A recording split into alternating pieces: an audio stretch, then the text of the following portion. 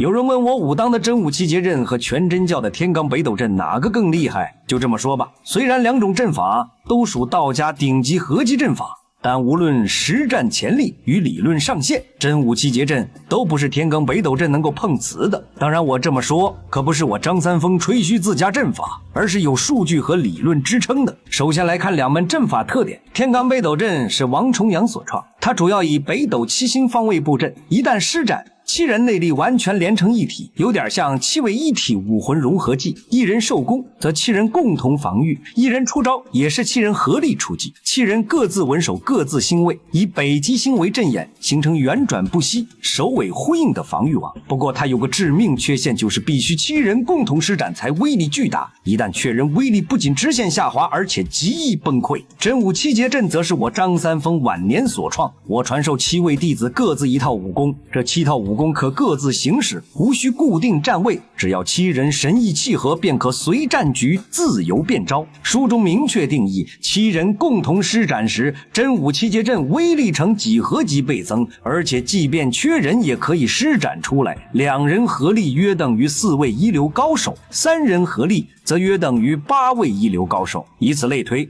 七人合力就可敌当世64位一流高手。所以从阵法特点属性上来看，不管是容错率还是威力上限，天罡北斗阵都不如真武七节阵。咱们再来看两种阵法的实战表现。天罡北斗阵最出彩的一战就是在牛家村七人合力大战东邪黄药师。这一战全真七子与黄药师打了1天1夜，最终结果是无法取胜，但也不落下风。也就是说，天罡北斗阵约等于一个五绝战力，而丘处机一人也可战平江南七冠。如果把柯镇恶当作一流高手，那么丘处机约等于7个柯镇恶，也就是说天罡北斗阵约等于49个柯镇恶，这与真武七节阵的64位一流高手相差不小。真武七节阵虽然在剧中没有得到完整展现，但也可以通过与张无忌一战间接知道他的实战威力。当时武当四侠宋远桥、于连州、张松溪、殷离亭误以为是张无忌杀了莫生谷，于是4人围攻张无忌。虽不是完整的真武七节阵，但4人已经可以和张无忌短暂持平。要知道这时的张无忌已经配置拉满，论整体战力已经不弱于双雕五绝水平。所以如果武当七侠合力施展真武七节阵，那么即便是五绝也不能碰瓷。